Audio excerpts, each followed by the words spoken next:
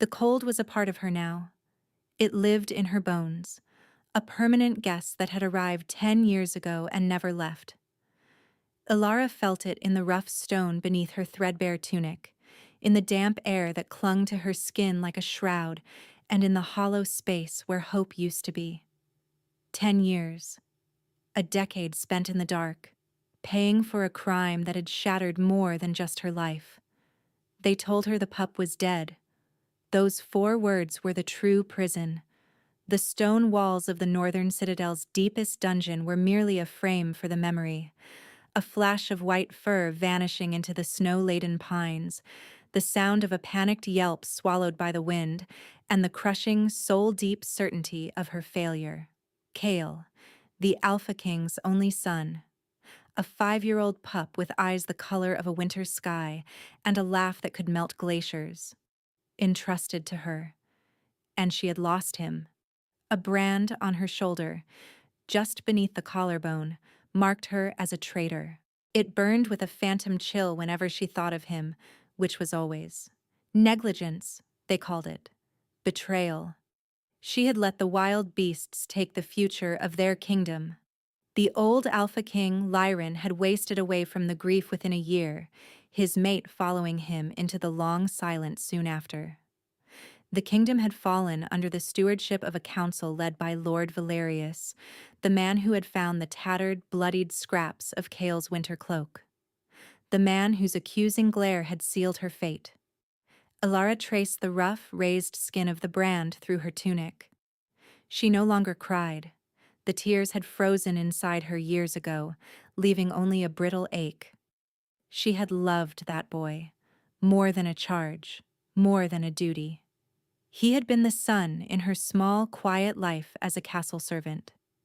She had raised him from infancy, taught him his letters, and hummed him to sleep with old mountain lullabies. And she had failed him. That was her truth, the stone upon which her life had been broken. A grinding sound echoed from the end of the corridor, a sound she hadn't heard in years. Not the scrape of a guard's boots or the clatter of a food bowl on stone. This was the groan of the great iron gate at the dungeon's entrance, a gate reserved for the arrival of kings or the departure of the damned. She paid it no mind.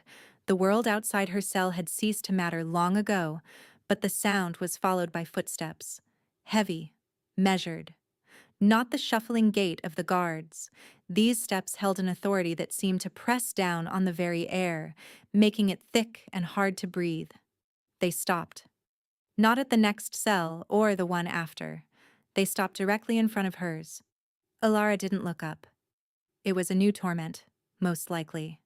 A new captain of the guard eager to inspect the famous traitor who had brought down a dynasty. She kept her gaze fixed on a crack in the stone floor, a tiny fissure that looked like a frozen lightning bolt. A key turned in the lock.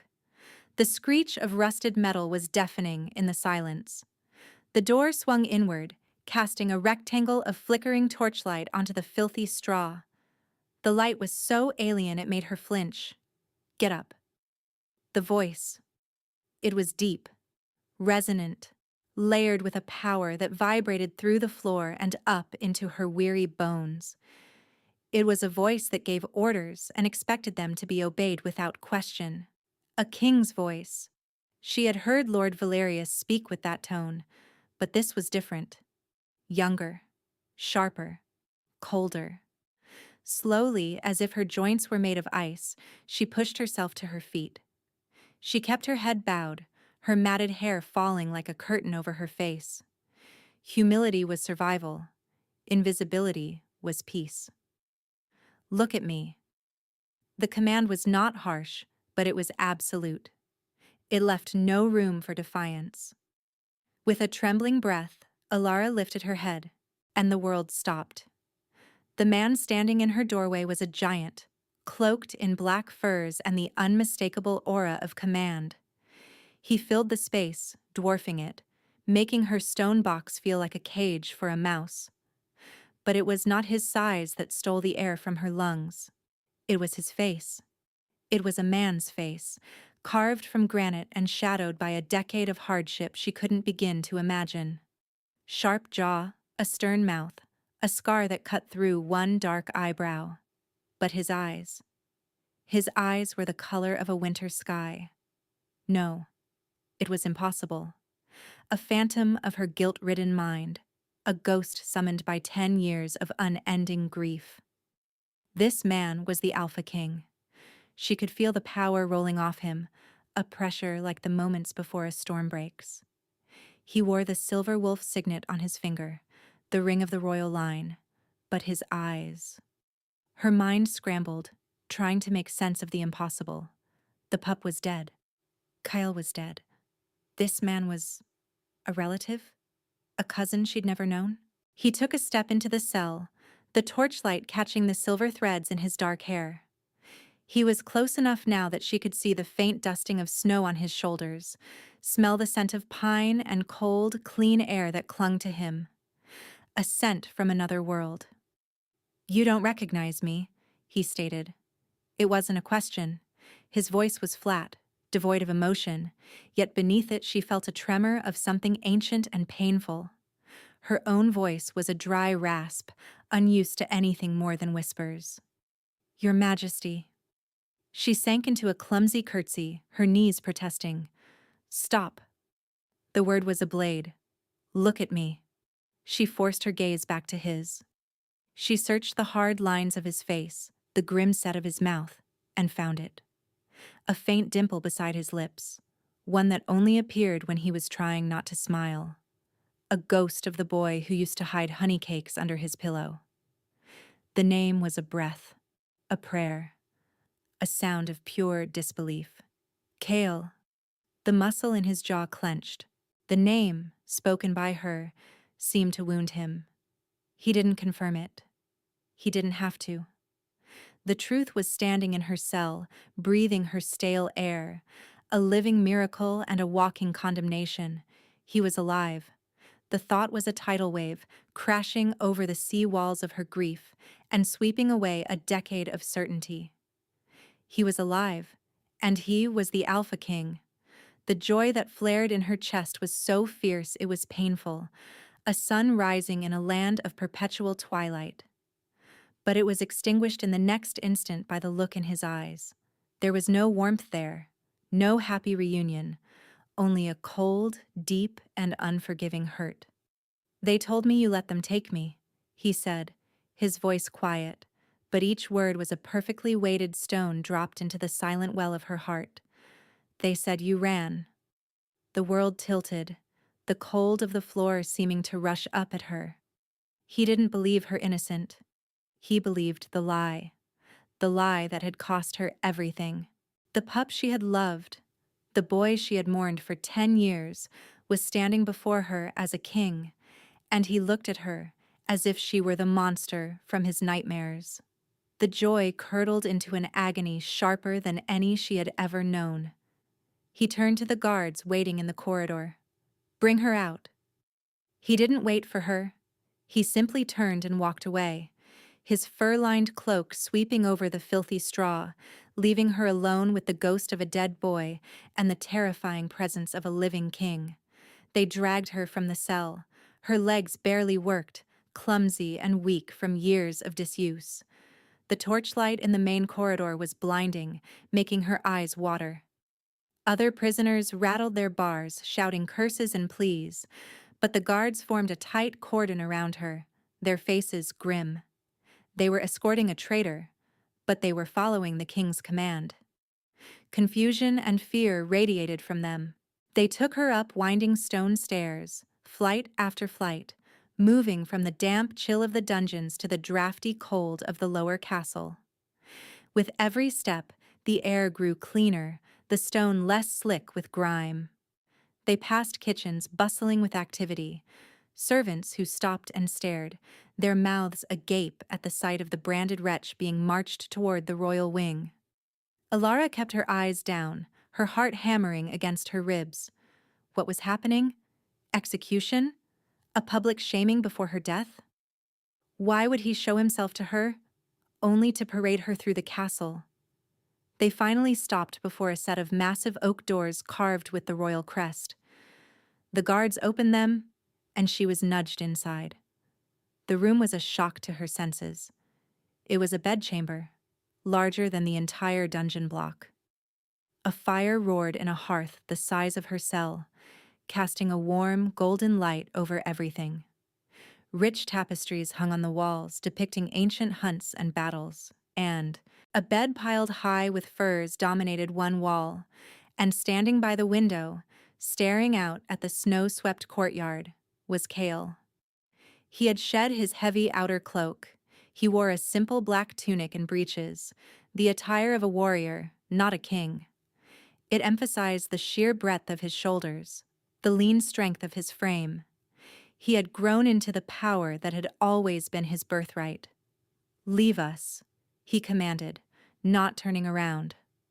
The guards bowed and retreated, closing the heavy doors behind them with a soft click. The silence that fell was immense, broken only by the crackle of the fire. Alara stood frozen just inside the door, a smudge of dirt and misery in a room of impossible luxury. She felt the warmth from the fire on her face, a sensation so foreign she almost flinched from it. She wrapped her thin arms around herself, a futile gesture of self-preservation. "You are to be cleaned," Kale said, his voice still directed at the window, "and fed. New clothes will be provided." Her mind couldn't process the words. Cleaned? Fed? It made no sense. "Your Majesty, I don't understand." He turned from the window at last. His face was a mask of cold control, but in the flickering firelight she saw the exhaustion etched around his eyes. He looked like a man who hadn't slept in a decade. "You will be quartered here, in this wing. You will serve as a chambermaid." He paused, letting the words sink in. My chambermaid. A chambermaid. For him. The cruelty of it was breathtaking, to be so close to the boy she had lost, forced to attend to the king who despised her. It was a punishment far more exquisite than the dungeon. "Why?" The word escaped her, a raw whisper of pain. "If you believe I betrayed you, why not just end it?"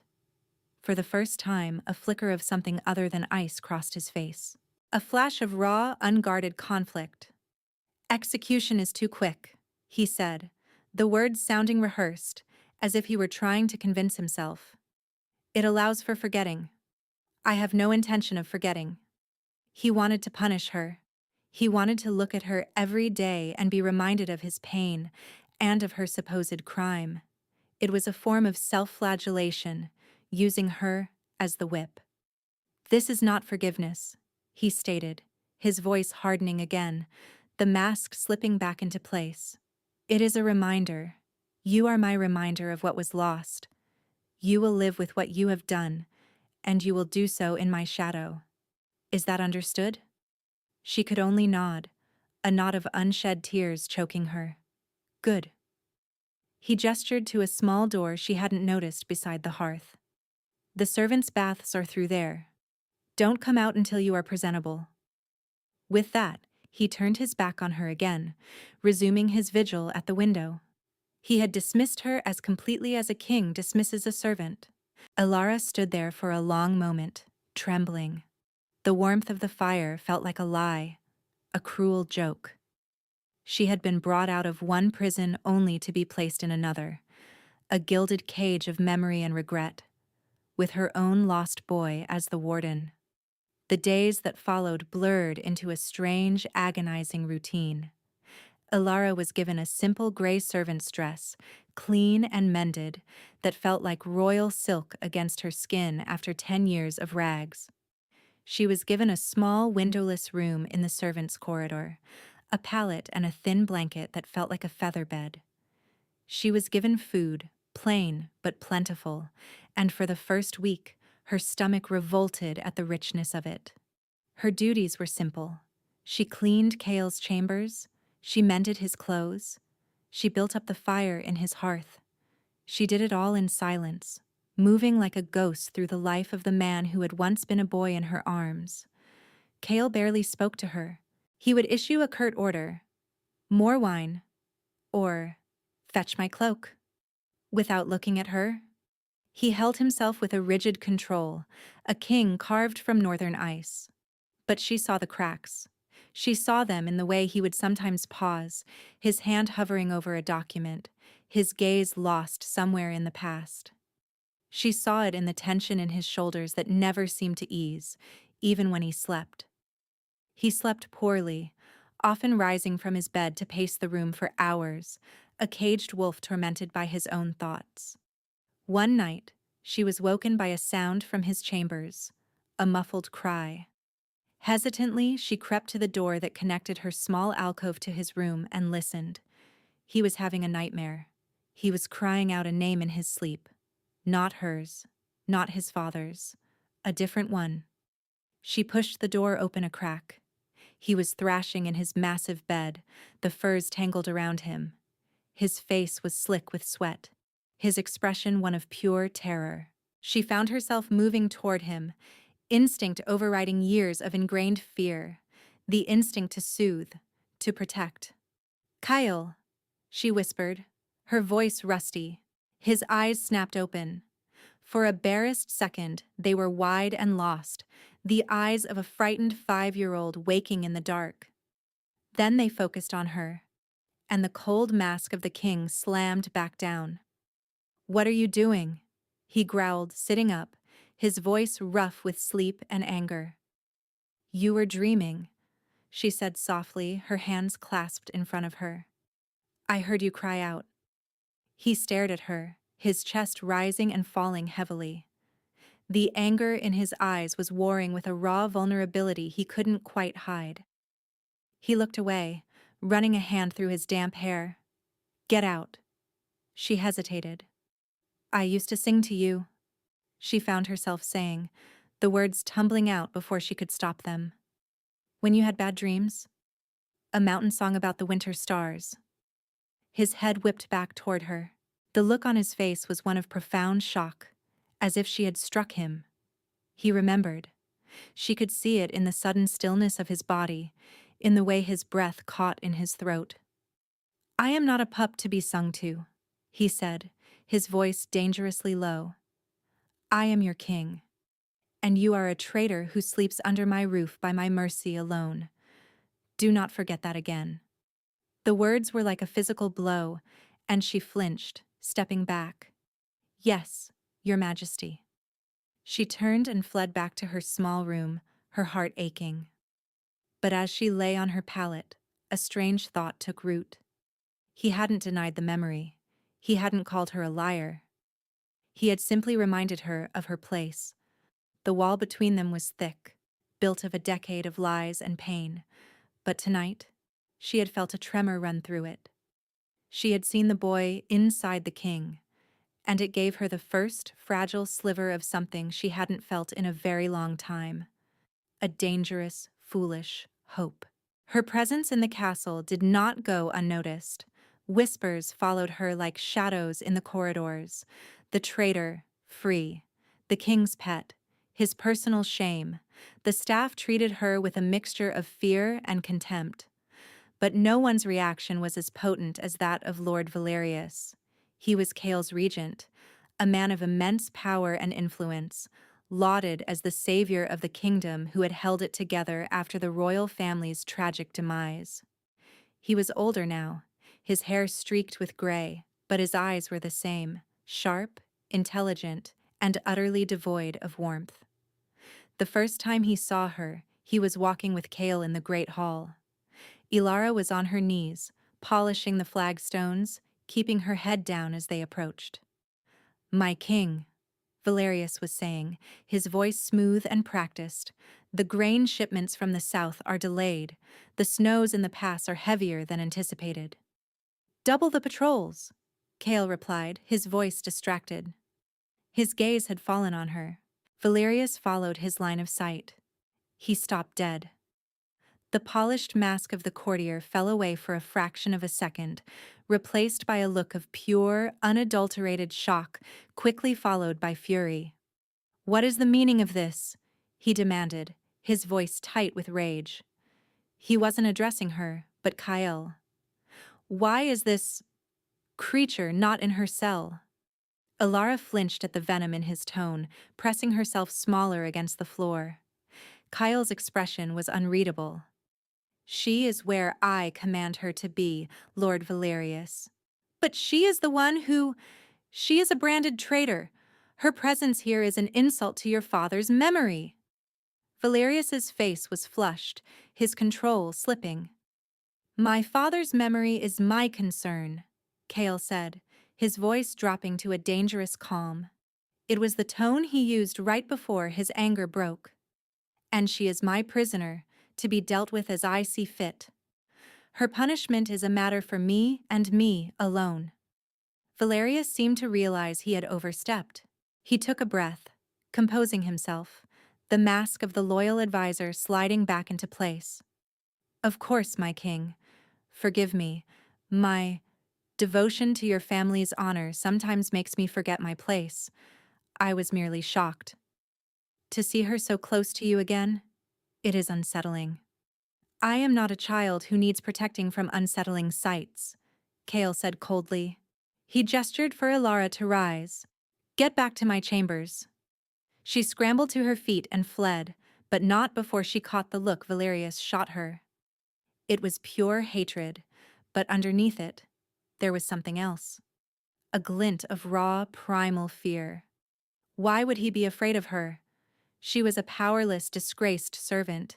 He was the most powerful man in the kingdom next to the king. His reaction was too strong, too visceral. It was the reaction of a man with a secret, a man who saw a ghost he thought long buried.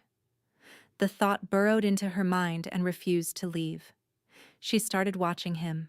She observed his interactions with Kyle, the way he constantly reinforced the narrative of her betrayal in subtle ways.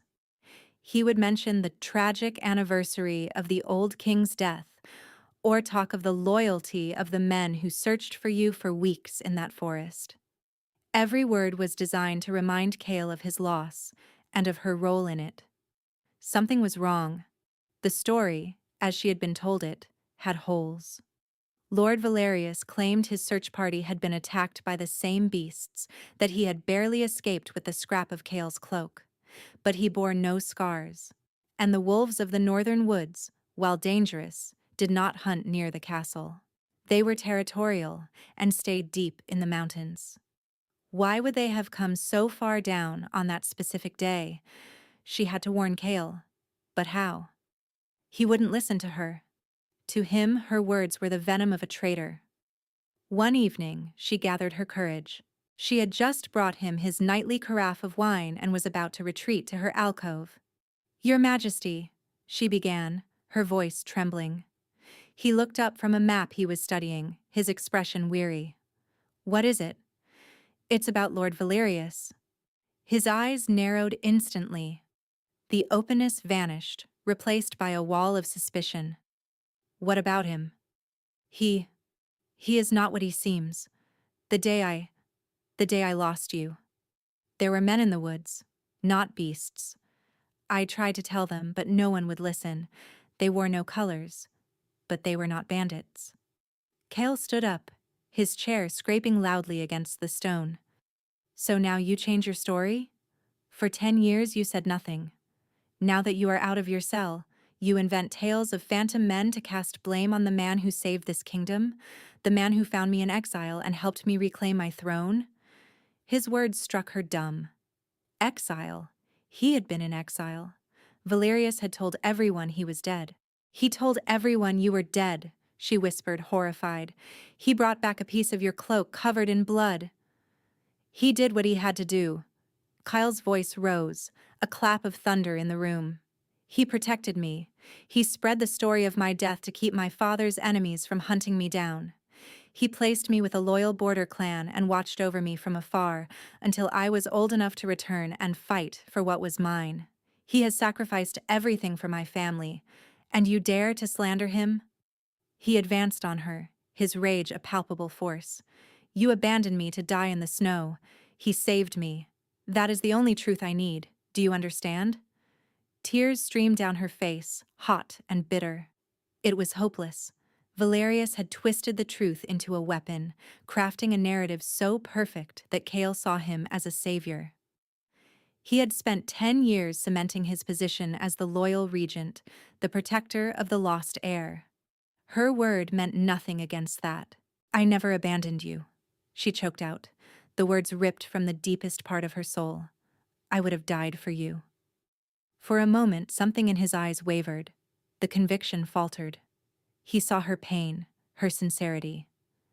But then the wall slammed back down, thicker and colder than before. "Get out of my sight," he snarled, turning his back on her. "And do not ever speak his name to me again." She fled, the sound of his ragged breathing following her. She had failed. Worse, she had made him defensive of Valerius, pushing him further into the man's grasp. Valerius had seen her speaking to Kale. She had seen him watching from the shadows of the hall. He knew she was a threat, and he would not hesitate to remove her. The threat was no longer just to her own life, but to Kale's. The king was sleeping in a viper's nest, and he thought the snake was his guardian angel.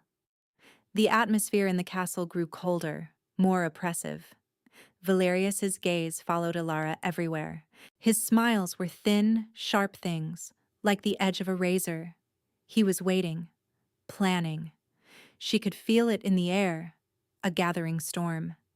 Kale became more withdrawn, the conflict inside him carving new lines into his face. He pushed himself harder, training in the yard from dawn until dusk, holding endless council meetings, trying to bury his turmoil under the weight of duty. The moments of connection between them, the shared glances and accidental touches, ceased entirely. He had rebuilt his wall, and this time it seemed impenetrable. Alara felt a growing desperation. She had to find proof. Something, anything, that would make Kale see the truth about his trusted advisor. But Valerius was meticulous. For 10 years he had controlled the narrative, purged the records, and silenced anyone who might have known the truth of that day. The threat, when it came, was not what she expected. It wasn't a knife in the dark or poison in her food. It was far more insidious. It was the night of the winter solstice, a feast held in the great hall. Kale sat at the high table looking every inch the king, but his eyes were haunted. Valerius was at his right hand, proposing toasts and accepting the accolades of the court. Alara was serving, moving silently along the walls, refilling goblets, her presence a constant nagging ghost at the edge of the celebration. Valerius raised his cup. "A toast to our Alpha King, Kale, who rose from the ashes of tragedy to lead us into a new era of strength. May his line endure for 1,000 years." The hall erupted in cheers. Kale drank, his expression grim. As he set his goblet down, he swayed slightly. A faint sheen of sweat appeared on his brow, despite the chill in the hall. He pressed a hand to his temple. Alara froze, her own cup trembling in her hand. Something was wrong. Valerius leaned in, his face a mask of concern. "Are you unwell, my king?" A sudden chill," Kale murmured, his voice strained. He tried to stand, but his legs buckled. He collapsed back into his throne, a harsh gasp escaping his lips. A frost, delicate and unnatural, began to creep across the silver of his goblet, spreading from where his fingers had touched it. Panic swept through the hall. The court healers rushed forward, but Valerius waved them back. He turned, his eyes sweeping the room until they landed on Alara. His expression was one of cold, calculated triumph. "Seize her!" he roared, pointing a trembling, accusatory finger. "She has poisoned the king!" Guards converged on her instantly. She dropped the wine pitcher, its contents splashing like blood across the stone floor. It was the perfect frame. The disgraced traitor, serving the wine, the king collapsing moments after drinking. No one would question it. "No," she cried, struggling against the guard's iron grip. "It wasn't me. It was him." But her voice was lost in the chaos. All eyes were on Kale. He was shivering violently now, his skin paling to a deathly white. The vibrant winter sky blue of his eyes was fading, becoming milky and gray. A deep, unnatural cold was radiating from him, so intense that the healers who tried to touch him recoiled, their hands numb. "It is the blood chill," one of the old healers whispered in horror. "A curse of the ancient royal line, a poison for which there is no cure. It freezes the alpha blood from the inside out." Valerius's face was a study in feigned grief. She has done it. The traitor has finally finished the job she started 10 years ago. She has destroyed our king.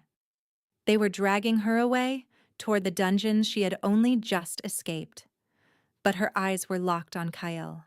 He was slumping in his throne, his breath coming in ragged, frosty plumes. His gaze met hers across the chaotic hall.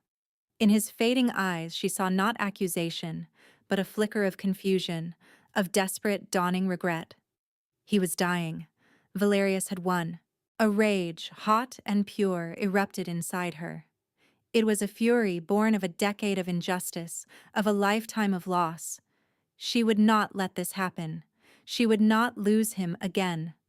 With a strength she didn't know she possessed, she wrenched one arm free from the guard's grasp. She didn't run. She launched herself toward the high table, toward the throne, toward him. "Stay back!" a guard yelled, raising his spear. But she didn't stop. She moved with a purpose so fierce it was terrifying.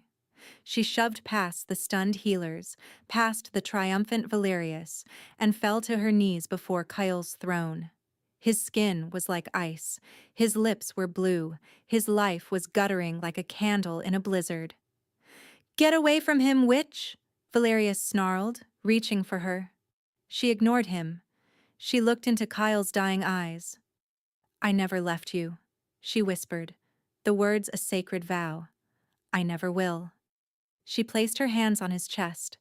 The cold was shocking, a pain that shot up her arms and seemed to pierce her heart. It was the cold of the grave, the cold of absolute nothingness. But beneath it, she could feel a faint, struggling flicker, the last ember of his life force. She closed her eyes and focused on that ember. She poured everything she was into it. All her grief for the boy he had been. All her forbidden, growing love for the man he had become. All her rage at the injustice that had stolen their lives. She remembered the warmth of his small hand in hers, the sound of his laughter, the weight of him as he slept in her arms. She refused to let go. Something inside her broke. A dam she never knew existed shattered, and a flood of warmth rushed through her veins. It wasn't just heat. It was light. It was life. A sun igniting in the core of her being. It surged down her arms and out of her palms, a torrent of pure golden energy that slammed into the deathly cold, consuming Kale. There was a sound like shattering ice. A wave of force erupted from them, throwing the nearby guards and a shrieking Valerius backward. The entire hall was bathed in a brilliant, warm light originating from her hands. It felt like dying and being born all at once. The energy poured out of her, a bottomless wellspring. It drove the poison's chill back, inch by painful inch. She could feel his life spark catching, wavering, then growing stronger, fanned by the gale of her power. The frost on his skin melted, the blue of his lips receded, and the color began to return to his face. The light faded, leaving her weak and trembling, her vision spotted with darkness. She slumped forward, her head resting against his chest. She could feel it. Faint, but steady. A heartbeat. A collective gasp went through the hall. Everyone was staring, their faces a mixture of terror and awe.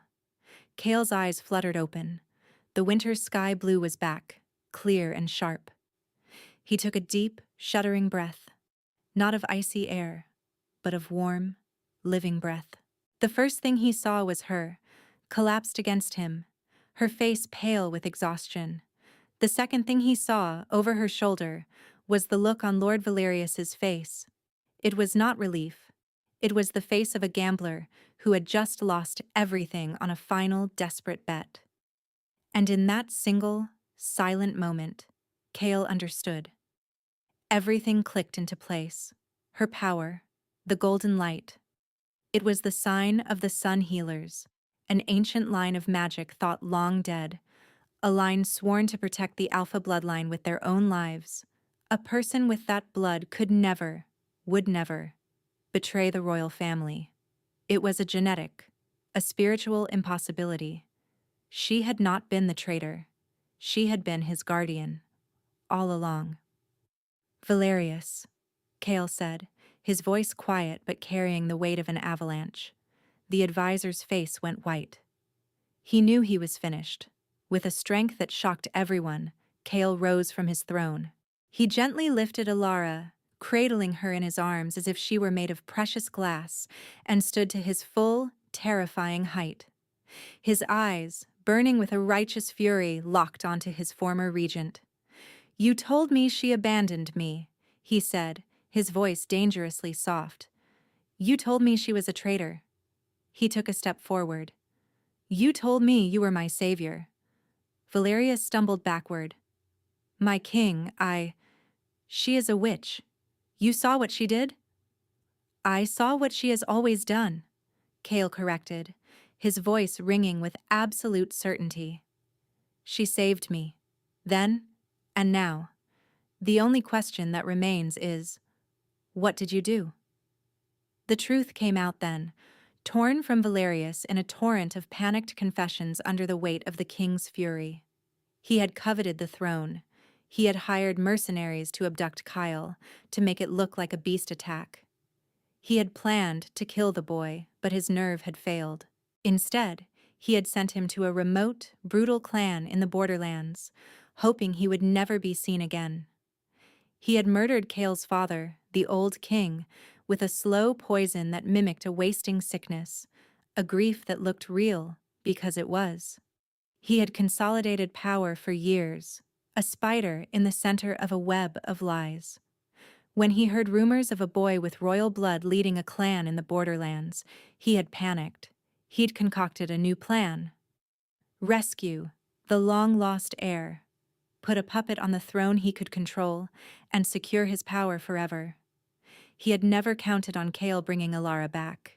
He had never counted on the truth having a heartbeat. "Guards!" Kale commanded, his voice like cracking ice. "Take this thing back to the cell she occupied. He will await my judgment there." As Valerius was dragged away, screaming curses and pleas, the great hall was silent save for the crackling of the hearth. Kale looked down at the woman in his arms. Her eyes were closed, her face peaceful in its exhaustion. He felt the faint warmth still radiating from her skin. He had been so blind, consumed by his own pain, he had mistaken his protector for his tormentor. He carried her from the hall, past the stunned and silent courtiers, and back to his chambers. He laid her gently on his own bed, pulling the warm furs up to her chin. He sat in the chair beside the bed and simply watched her breathe. The guilt was a physical weight, heavier than his crown. 10 years. He had left her to rot in the dark for 10 years, all while believing a lie fed to him by the man who had destroyed his family. He had brought her out only to inflict a more personal cruelty upon her, making her serve him, throwing her devotion back in her face every single day. She stirred, her eyelids fluttering. Her gaze found his, hazy at first, then clearing. "Kale?" she whispered. "Are you—" "I'm alive," he said, his voice thick with emotion. He reached out, his hand hesitating before gently touching her cheek. Her skin was warm, real. "You saved me." Tears welled in her eyes. "I told you I would have died for you." "I know," he said, his own voice breaking. "Ilara, I am so sorry." The apology was a key, unlocking the last of the frozen grief in her heart. She began to cry, silent, heartbroken sobs for the lost years, for the boy she'd mourned, for the pain they had both endured. He didn't try to stop her. He just moved from the chair to the edge of the bed, took her hand and held it, letting her sorrow wash over them both. When the tears finally subsided, a quiet peace settled in the room. The wall between them was gone, shattered into dust by the light of her power and the weight of the truth. "When I came back," he said softly, his thumb stroking the back of her hand. "When I took the throne, I told myself I came back for my kingdom, for my father's memory. But that was a lie I told myself." He met her eyes, his own raw with a decade of unspoken longing. "I came back for you. I had to see you again.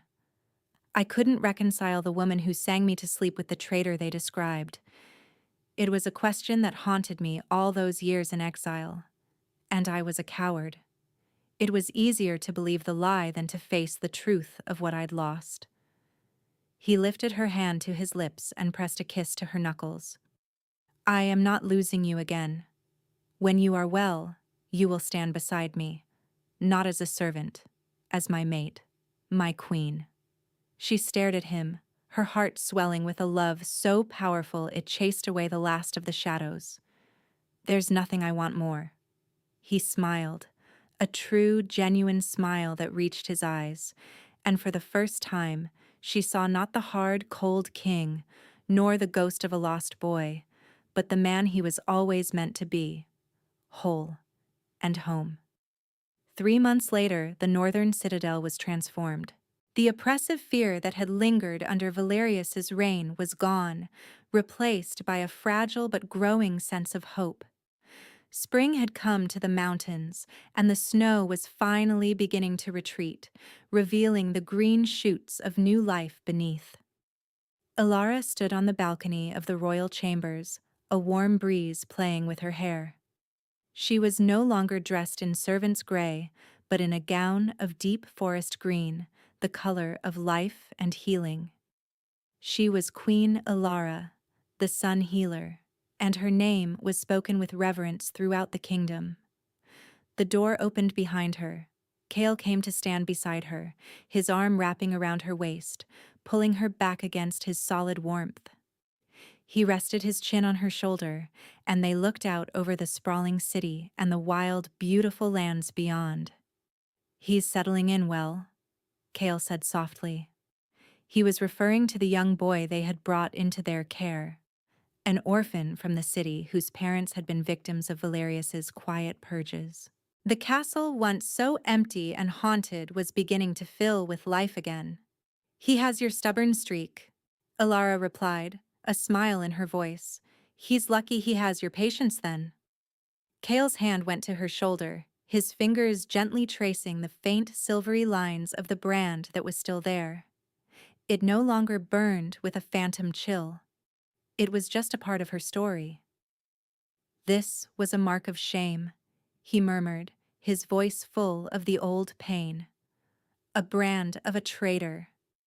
He turned her in his arms, his winter sky eyes soft and full of love. "Now, it is a queen's mark, a symbol of what you endured, a reminder that the brightest lights are often found in the darkest places."